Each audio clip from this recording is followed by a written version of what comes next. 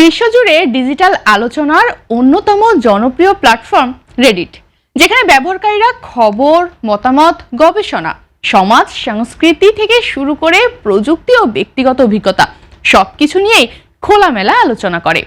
Community based এই প্ল্যাটফর্মে প্রতিটি বিষয় নিয়ে আলাদা আলাদা গ্রুপ বা সাবরেডিট থাকে, যেখানে ব্যবহারকারীরাই মূল শক্তি।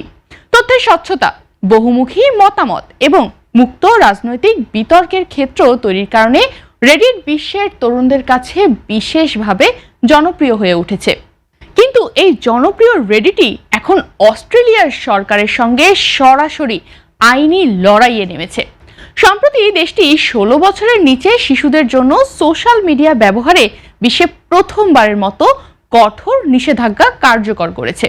এক্সট্রিম মশার কয়েল প্ল্যান্ট ফাইবার দিয়ে তৈরি, তাই সহজে ভাঙে না, সুগন্ধিযুক্ত ও নিরবিচ্ছিন্নভাবে জ্বলে। ডেঙ্গু, চিকুনগুনিয়া বাহি সহ যে কোনো মশার বিরুদ্ধে দেয় এক্সট্রিম সুরক্ষা। এই আইন কার্যকর হওয়ার 2 দিনের মাথায় অস্ট্রেলিয়ার হাইকোর্টে মামলা ঠুকে দিয়েছে রেডিট।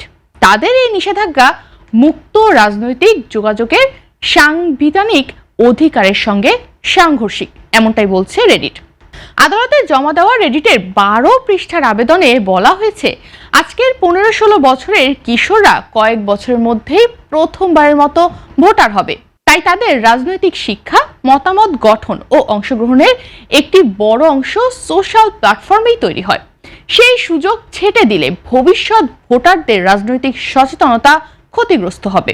এছাড়া রেডিটের দাবি, তাদের প্ল্যাটফর্মকে প্রচলিত সোশ্যাল মিডিয়া হিসেবে বিবেচনা করা উচিত নয়, কারণ এটি ফেসবুক বা ইনস্টাগ্রামের মতো ব্যক্তিগত প্রোফাইল ভিত্তিক নয়, বরং তথ্য ও আলোচনা ভিত্তিক।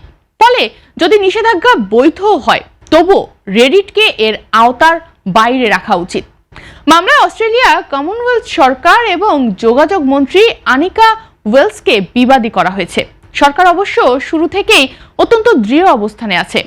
ওয়েলস বলছেন, তারা অস্ট্রেলিয়ার শিশু ও অভিভাবকদের পাশে, কোনো প্ল্যাটফর্মের নয়।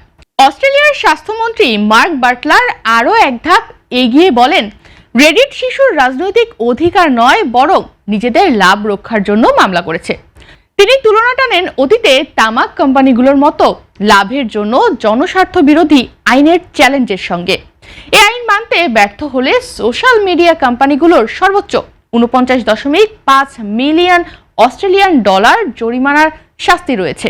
ইতিমধ্যেই রেডিট সহ আরও 9টি প্ল্যাটফর্ম, ইনস্টাগ্রাম, ইউটিউব, টিকটক সহ বয়স যাচাইয়ের জন্য এজ ইনফারেন্স ও এজ এস্টিমেশন প্রযুক্তি ব্যবহার শুরু করেছে।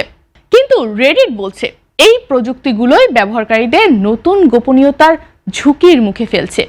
বিশ্লেষকদের মতে রেডিটের এই মামলা অস্ট্রেলিয়ার প্রযুক্তি নীতি নিয়ে একটি দীর্ঘ আইনি লড়াইয়ের ইঙ্গিত দেয়।